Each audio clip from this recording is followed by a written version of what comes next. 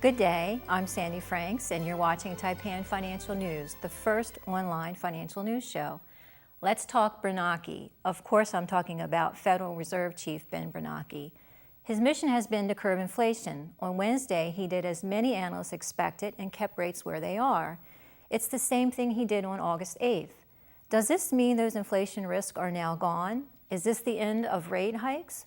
Some analysts suggest Bernanke will have to begin to cut rates to fend off what looks like to be a hard landing for real estate.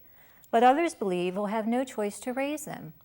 Regardless of what happens, the real question is, how do you maneuver in the markets for maximum profits? We'll answer those questions in today's show. Joining me now is Adam Lass, Chief Strategist and creator of the Wave Strength Charting System. Adam, thank you for joining us. Good to be here. Adam, before we talk about Bernanke and interest rates, could you explain a little bit to our audience about your charting system? In a nutshell, Wave Strength Charting believes that 10 million investors can't be wrong. They might be crazy, but they can't be wrong. We're technical analysts. We use various waveforms and oscillating systems to try and get a good feeling for the ideas that are going through the head of the investors and to try and get out in front of them by just a little bit to put our readers in front of the waves as they move. So is this something that you're charting every day? Oh, every day. We do minute-by-minute charts, day-by-day charts, weeks at a time. Sometimes we're charting years at a time against huge historical sweeps.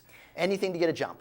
Okay, and so your charting then is giving you an idea of the direction of the market. Not only the direction of the market today, but we try and get a feel for where the key turning points are, and with fair success. And so how accurate is your system? Well, as an example, we've played against the major markets with option plays in my group, I believe 16 times so far this year with about 75% accuracy. That's very, very good. 75% is incredibly good.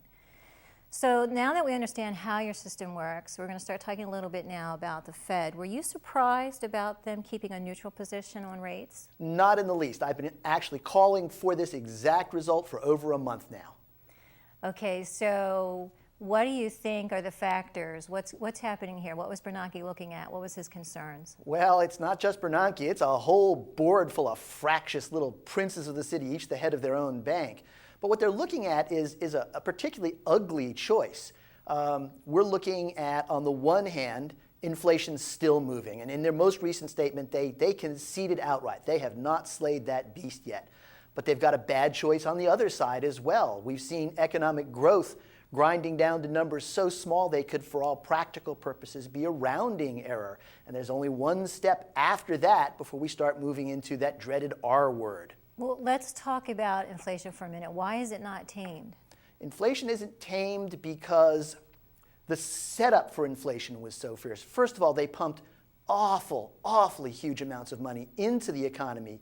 Now, this was a necessity at the bottom of the last recession, but they kept going and they kept going. It's only until recently that they've moved rates into a neutral stance. We are actually only 1/4 point above a neutral stance right now. So we're hardly even into an inflation-fighting range.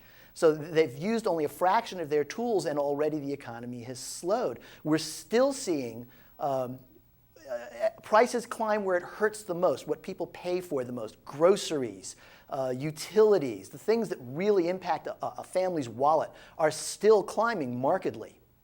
But now lots of times when we talk about inflation, we also will relate that with oil, and oil is down 20% since the Fed's last meeting. Doesn't this sort of show that inflation may be cooling? It certainly has shown that oil is cooling, and indeed it is down from its recent highs.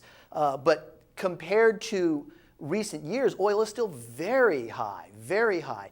The Fed actually set a bar for oil where they would consider a price above that an inflationary stimulant, below that a deflationary stimulant, and that bar is $35 a gallon. We're still miles beyond that level.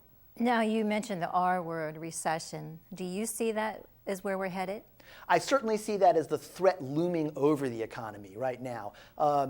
We've already seen the growth grind to a halt. The trick is, can they finesse zero growth? It has never been done. It has never been achieved. So what are you suggesting that investors do? At this point, I would ask an investor to start preparing themselves for a downturn. This does not mean unloading their stock portfolio. I would hardly ever suggest that. In fact, I really think there'll be some good buys coming up.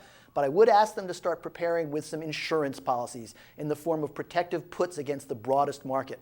The last time we saw a drop like this coming, we were able to arm our readers with protective puts against the larger S&P market that made as much as 153% when everyone else was tearing their hair and losing their shirts. Okay, that's great information. Thank you, Adam. My pleasure.